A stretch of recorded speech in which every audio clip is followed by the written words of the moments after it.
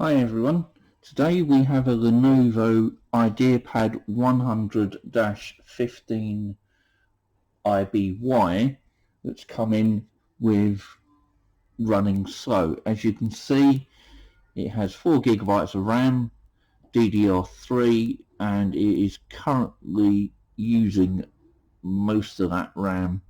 So what we're going to do is we're going to upgrade the RAM. So let's get on. Right, so now we've got all the screws out, and there was a lot of screws, so let's just remove this, and we will be, as you can see, it's only got one slot, so we'll have to remove the 4 gigabyte stick, and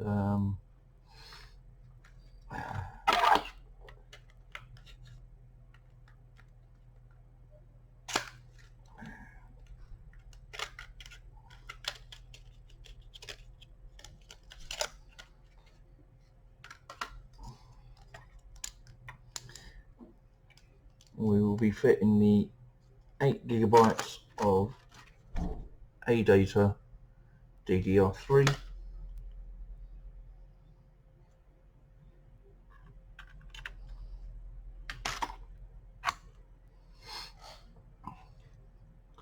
and there you go. So let's get it all back together now and see you shortly. Welcome back. So now you can see the memory is now running at, it says 34% usage instead of the 79%, and here it says 7.9 gigabytes available.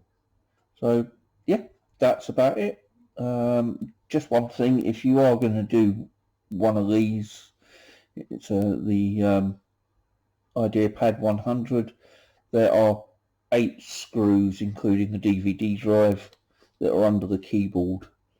It's not a simple case of just do the screws on the bottom like it is on a lot of laptops. Well, hope you enjoyed. Don't forget to subscribe and give this video a thumbs up. Right, take care, have a good day. Thanks, bye.